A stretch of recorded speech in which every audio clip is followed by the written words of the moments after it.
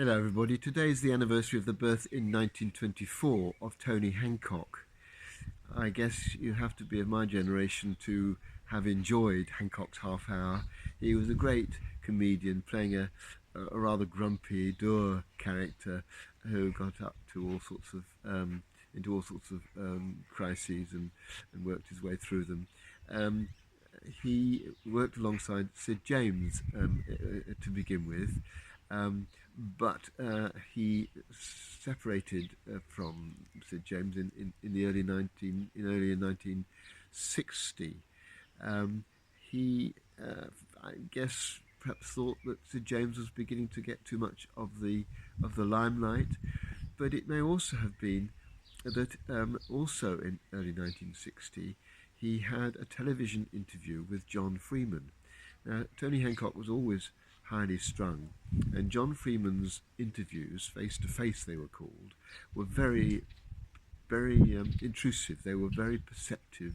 His questioning was very accurate, and Tony Hancock in this televised interview was very honest. But it appears from something Tony Hancock's brother says that it was this um, discovery of looking at himself and being honest about himself that really began to make Tony Hancock go downhill until eventually he committed suicide. He had his troubles. He had a nasty car accident, couldn't remember his lines, had to have a prompter all the time. He, because of his highly strung nature, he was one of the first people to pre-record comedy shows. Before that, they'd all been live. That was the way technology was in those days. And so he had his difficulties, but he didn't help himself by getting rid of people who could have supported him. Sid James was not only a good acting partner, a good foil for his character in Hancock's Half Hour, but a friend. And also in early 1960, he told Alan Simpson and Ray Galton, his two scriptwriters, that he no longer needed them. He disposed of his agent.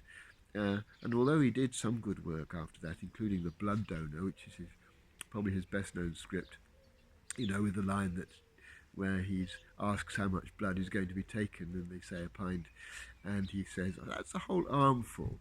I mean, that came after 1960, but nevertheless, there was at that point a gradual loss of effectiveness until eventually, as I say, he committed suicide. I think we all have difficulties. Maybe we're not as highly strung. Maybe we don't find introspection so painful as Tony Hancock did. But we all have our problems. And when we do, we need our friends. He really needed Sid James. He needed Ray Galton. He needed Alan Simpson. He needed his agent really to support him through the difficult times that he was experiencing, but he disposed of them.